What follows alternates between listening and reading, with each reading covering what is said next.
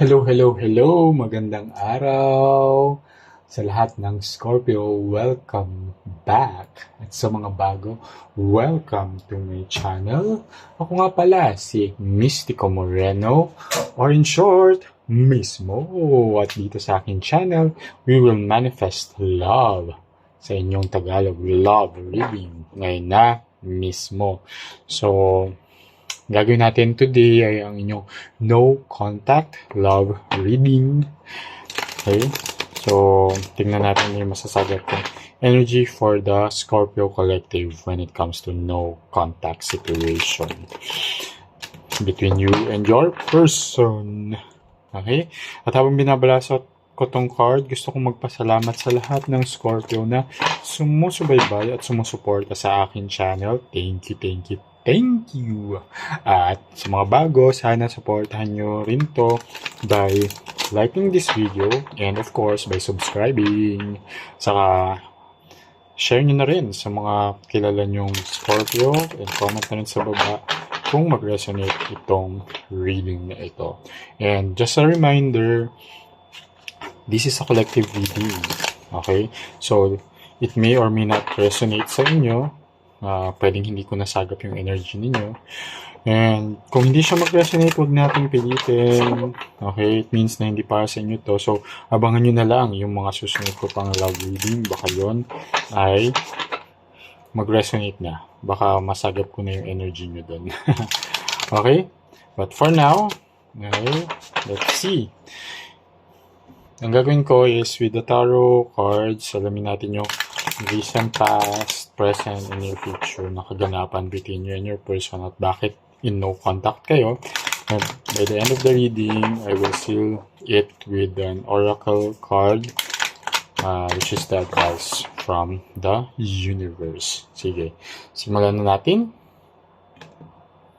Okay. So in the recent past, there's a King of Wands, Ten of Swords, and King of Swords. And sa present moment, Hierophant, Ace of Coins, and the Devil. Okay? And in the sa near future, Two of Wands, the Chariot, and Strength card. Okay, so in the recent past, there's King of Wands, Ten of Swords, King of Swords. Tapos sa present, the Hierophant, Ace of Coins, and the Devil. And the Two of Wands, the Chariot, and Strength naman sa near future.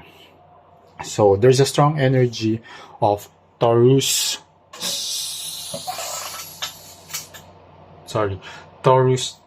Capricorn, okay, and Cancer at Leo.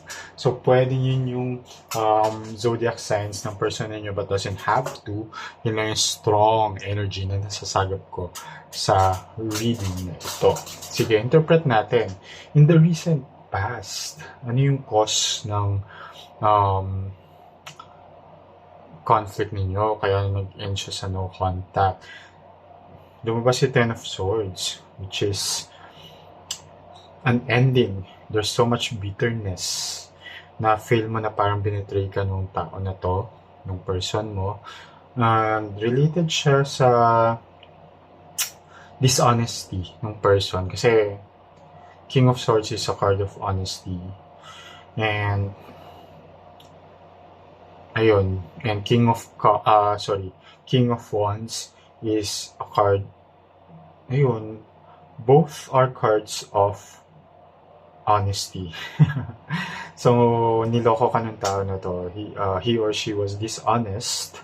But alamin natin ano yung dishonesty na ginawa niya na nag-lead sa ending between the two of you. Okay? Sad. Sige. Oops. Sige. So, Four of Wands and Three of Cups. Okay. Sige. So, angat natin siya para makita nyo. Okay. So, si Four of Wands and Three of Wands. Okay, so oh. Okay, so niloko ka ng person na to dahil okay, binabasa ko lang yung energy ha. Ito rin na sasagap kong energy sa reading na to. Okay, so nagkaroon ng parang reunion or nag-reconnect siya nung someone sa past niya na kasi Three of Cups is establishing relationship with someone. So it's a card of ano yun, parang reconnecting with someone or not really reconnecting but again establishing. So pero dito parang nag-reconnect siya with someone from the past. So nagkaroon ng reunion and ito yung naging cause nung pagkakahiwalay ninyo kasi niloko ka nga niya.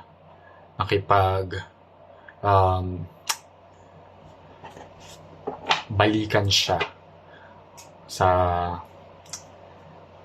ex niya. Okay? Yun yung nasasagap kong energy. Nakipagbalikan siya with someone sa past niya and it hurt you a lot. Kaya nag-cause siya ng so much pain sa'yo. At the present moment, okay, seen here by the Hierophant and Ace of Coins, ayun nga. So, at the present moment, di ba, parang gusto niya ng bagong simula, okay, and pero ino-contact kayo at the moment, pero gusto ng person na to na magkaroon kayo ulit ng panibagong simula. Susubukan niya ulit, mag-effort tong person na to. However, okay,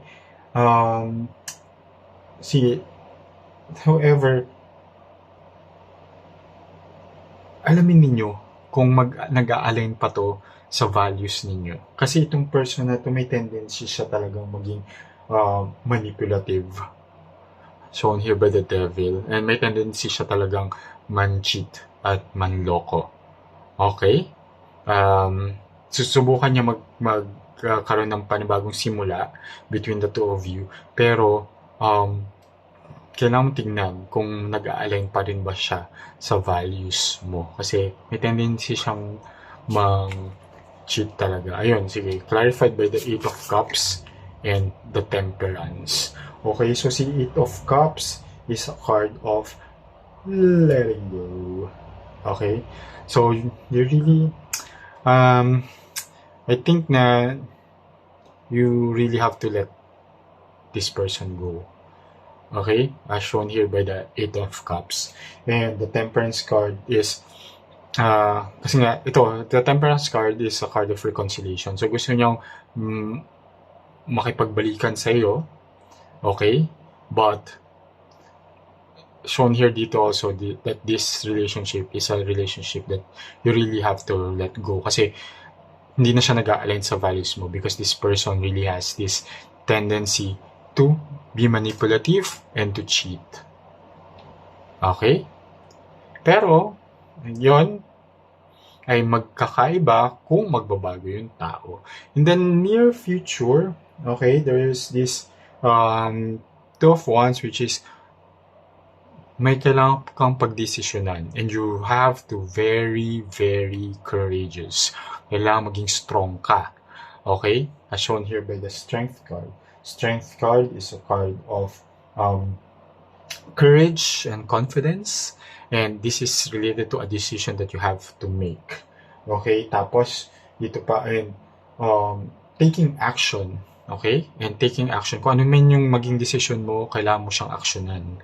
Okay? And you have to be strong dun sa decision na gagawin mo. And I think related siya dun sa intention nung person mo na bumalik after the no contact situation dahil sa nangyari sa nakaraan. Pero clarify natin, okay, Six of Pentacles, okay? And, di ba? Strength. You really have to be strong.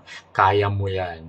Pwedeng sa ngayon, parang nahihirapan ka kasi nga, syempre, minahal mo tong tao na to. Pero, you have to decide for yourself na kung nag-aalin pa nga siya sa'yo. Kasi as shown here with again confirmation of the of being strong, nakakayanin mo to, is a Six of Pentacles, which is si Six of Pentacles is a card of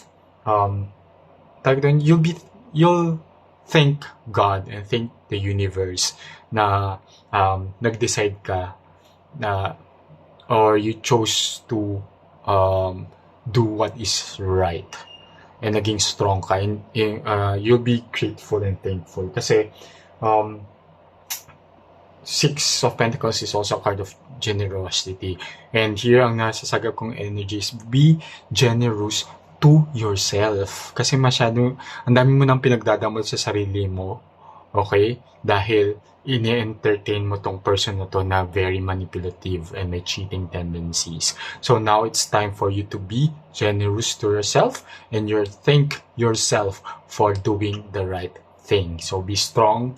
Okay, kaya mo yan. Go, go, go, Scorpio. Okay? So I hope that this reading resonates. Again, kayang-kaya nyo yan, Scorpio. Sana nakatulong ito. And let's seal this reading with an oracle card. Ano ba yung advice sa inyo ni universe? Okay? Let's see. Recreate yourself. See? Ayan, sinasabi na ni universe. It's time. Recreate yourself. That's the decision that you have to do.